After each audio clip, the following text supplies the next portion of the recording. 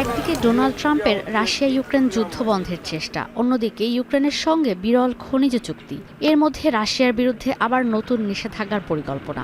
এসব মিলিয়ে টালমাটাল পরিস্থিতিতে আছে রাশিয়া ইউক্রেন যুদ্ধের ভবিষ্যৎ। রয়টার্সের কয়েকটি সূত্র বলছে রাশিয়ার ওপর নতুন করে অর্থনৈতিক নিষেধাজ্ঞা আরোপ করতে যাচ্ছে যুক্তরাষ্ট্র। এর মধ্যে রয়েছে ব্যাংকিং আর জ্বালানি খাত। লক্ষ্য ভ্লাদিমির পুতিনকে যুদ্ধ বন্ধের জন্য চাপে ফেলা। এই নিষেধাজ্ঞার আওতায় থাকতে পারে রুশ জ্বালানি প্রতিষ্ঠান গ্যাসপ্রম। বান্ডেল থাকলে প্রতি সেনমানিতে টাকা বাঁচবে। বিকাশ সেনমানি বান্ডেল কিনে জিতুন প্রতি লেনদেনে। গেল বুধবার ইউক্রেন যুক্তরাষ্ট্রের মধ্যে বিরল খনিজের যে চুক্তি স্বাক্ষর হয়েছে তার ফলশ্রুতিতে ইউক্রেনের খনিজ আর প্রাকৃতিক সম্পদ উত্তোলনের লাইসেন্স পেয়েছে ওয়াশিংটন।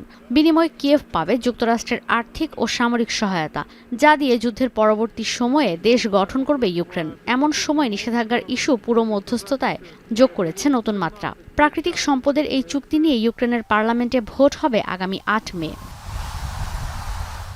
Внесок України – це 50% від ренти з нових, підкреслюю, з нових ліцензій на видобуток нафти, газу та критичних мінералів. Наголошую, що доходи від уже розпочатих проєктів не включаються до фонду. Це важливо з огляду на бюджетні надходження. এমন অবস্থায় ইউক্রেনের খার্কিভে নতুন করে রাশিয়ার ড্রোন হামলায় আহত হয়েছে প্রায় 1/2 শতাধিক। ইউক্রেনের প্রেসিডেন্ট ভলোদিমির জেলেনস্কি এই ঘটনার তীব্র নিন্দা জানিয়ে বলেছেন, ইউক্রেনের আকাশ প্রতিরক্ষা ব্যবস্থা দুর্বল হয়ে গেছে। কোনো টার্গেট এখন আর সামরিক টার্গেট নেই, সবকিছুকেই টার্গেটে পরিণত করা হচ্ছে। শুক্রবার দুই পক্ষই সম্মুখ সারিতে জড়িয়েছে সংঘাতে। রুশ প্রতিরক্ষা মন্ত্রণালয় জানিয়েছে, ইউক্রেনের সমরাস্ত্রের ঘাঁটিতে হামলা হয়েছে। ভূপাতিত করা হয়েছে 1000-এর বেশি ড্রোন। সম্মুখ সারিতে যুদ্ধের পাশাপাশি হামলা হয়েছে খেরসন আর জাপোরিঝিয়াতেও। কিয়েভের মেয়র ভিটালি ক্লিটসকো বলেছেন, রাশিয়ার সঙ্গে যুদ্ধ বন্ধে হয়তো ইউক্রেনকে দেশের মাটি উৎসর্গ করতে হবে। এরপর তীব্র সমালোচনার মুখে পড়েন তিনি। মার্কিন প্রেসিডেন্ট ডোনাল্ড ট্রাম্প ও পররাষ্ট্রমন্ত্রী মার্কো রুবিও মনে করেন, 2022 থেকে 2025 সালের মধ্যে রাশিয়ার দখল করা ভূমি ইউক্রেন আর ফিরে পাবে না।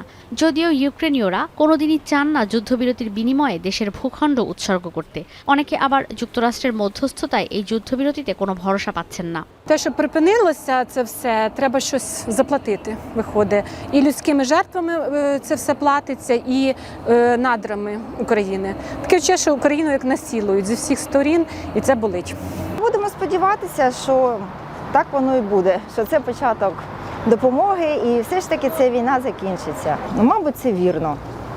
Якщо воно коштує тих життів, які у нас кожен день помирають, то нехай забирають. Тому це, мені здається, буде перевірка Трампа на те, як він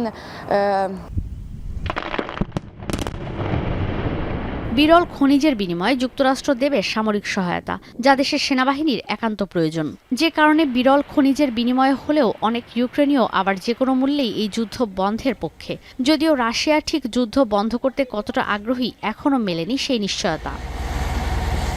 ঈশিতা ব্রহ্ম, এখন বিশ্ব।